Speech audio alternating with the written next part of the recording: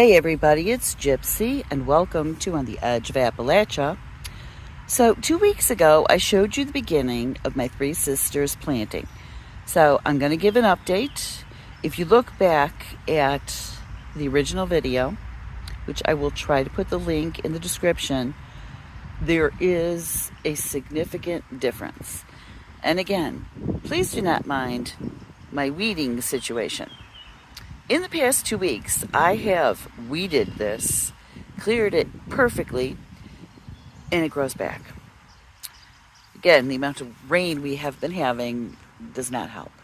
But anyways, I'm showing you the same mound of corn that I showed in the original video. This is Golden Bantam. Now, when I did the first video, I think the corn stalks were maybe 5 inches tall. I had already planted the beans. Oh no, I hadn't planted the beans. I had already planted my squash in between the mounds. And I was showing you that day, 2 weeks ago, about planting the beans. Okay? And you plant them about 3 inches from each corn stalk, which is planted in a square 6 inches apart on top of the mounds. So, all you saw that day 2 weeks ago were 4 little tiny corn stalks. And they have gotten quite tall since then. The beans obviously have popped up. I believe these are Kentucky Market Pole beans. But look at there.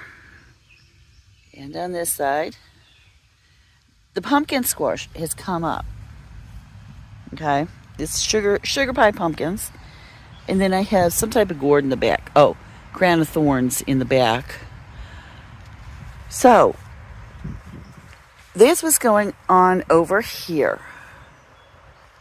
Oops, look at that. Did you see it? Can you see it? I don't know if you can. There's a garden snake. It was right here, and I had to look twice because I thought it was a stick at first. Anyways, I did tell you the story about how the day after I planted my corn in here, we had days and days of rains and floods. It washed out the back corner. Okay, so I did have a good amount come up. What didn't come up, I replanted, and that has already started sprouting. So I do have more coming up. What are you doing? Now, here's the culprits right here, these girls. Come on, girls, out. This side here, what is this called? Pearls and gold corn. They were the victim of these girls here because this is when they started to discover. See, look at what she's doing. Look at what she's doing. I just planted beans there. Out. Go on. Everybody go. Anyways, yes, this is what's happening. And I know I need to get a fence. I just can't do that now. Anyways. See, here she goes back over here. It's constant battle, but I'm going to water these. Hopefully pack it down real good to not just water them, but kind of have these ones go someplace else to do their dust bath. Come on, out. There you go. Anyways, they did destroy. Ooh, got a little gourd coming up here. That's a loofah gourd. Oh, Lord have mercy. Anyways, they destroyed some of these. I did replant some of these. These are pearls and gold. So they're doing okay. They're doing all right. Over here, my strawberry popcorn, they just destroyed. It started coming up. They must have had a good time in here one day when I wasn't home. And these are just totally gone. But I did go ahead and plant some pole beans in here today. I did the rattlesnake pole beans. I have no idea how they'll do in this climate. Although I am in zone 6A, I'm finding our 6A here is not the same as other places. Other places seem a little warmer and drier and longer growing season.